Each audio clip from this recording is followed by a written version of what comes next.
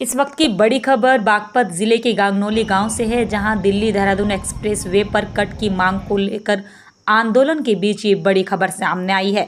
आपको बता दें कि गांगनौली गांव में कट बनवाने की मांग को लेकर स्थानीय लोगों और जनप्रतिनिधियों का एक प्रतिनिधि मंडल दिल्ली पहुंचा, जहां उन्होंने केंद्रीय सड़क परिवहन एवं राजमार्ग मंत्री नितिन गडकरी से मुलाकात कर अपनी मांग रखी। इस प्रतिनिधिमंडल में पूर्व केंद्रीय राज्य मंत्री डॉक्टर सत्यपाल सिंह, गन्ना किसान समिति के चेयरमैन प्रदीप ठाकुर समेत कई प्रमुख लोग शामिल रहे।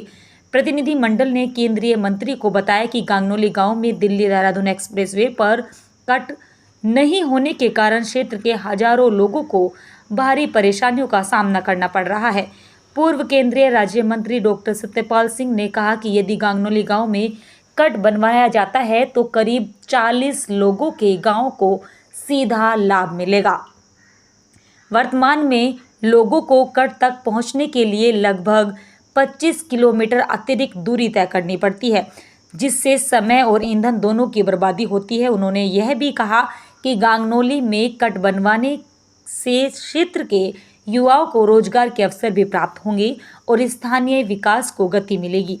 प्रतिनिधिमंडल ने केंद्रीय मंत्री से क्षेत्र की जनता की समस्याओं को गंभीरता से देखते हुए जल्द से जल्द समाधान करने की मांग की। इस पर केंद्रीय मंत्री नितिन गडकरी ने मामले में शीघ्र कार्रवाई और समाधान का आश्वासन दिया है।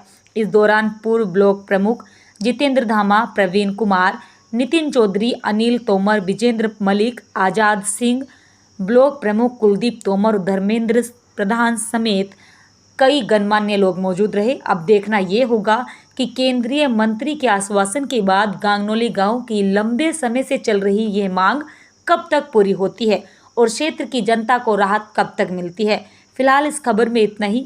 ऐसी ही ताज़ा और विश्वसनीय खबरों के साथ जुड़े रहिए एवरेस्ट 24 न्यूज़ के साथ। वीडियो पसंद आया हो तो लाइक करें, शेयर करें, कमेंट करके अपनी राय ज़रूर दें और चैनल को सब्सक्राइब करना ना भूलें। यहाँ पिछले 28वां दिन आज धरने बैठे किसान कट को लेकर गांगनौली गांव है। ये हमारा पिछले लगभग 3 साल से भी रोड बना जब से ही मांग आ गई। 28 दिन से यहाँ धरने बैठे। प्रतिनिधिमंडल बुलाया था, सांसद सत्यपाल जी ने गडकरी से टाइम लिया था, उसके पास गए थे। उन्होंने भी समस्या का समाधान कराने का आश्वासन दिया। ये बात हुई। अच्छा, कितने दिन से आपने मांग रख रखी है अपनी? कब से ये हाईवे निकला है? क्या जब से हाईवे निकला, जब से ही बराबर इसकी मांग है। पहले भी धरना सी बात पोटा था कि आपकी मांग को हम उच्च स्तर तक पहुँचाऊँगे, कट को बनवाओगे।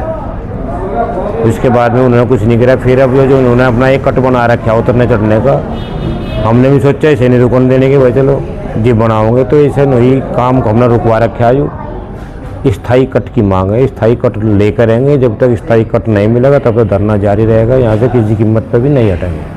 अच्छा, कुछ दिन पहले भी गडकरी जी से मिले थे, इस बार भी मिले। पहले में और अब में क्या फ़र्क है? कितनी पहले मिले थे, जो दूसरे लोग मिले थे कि हमारा दूसरा प्रतिनिधिमंडल मिला।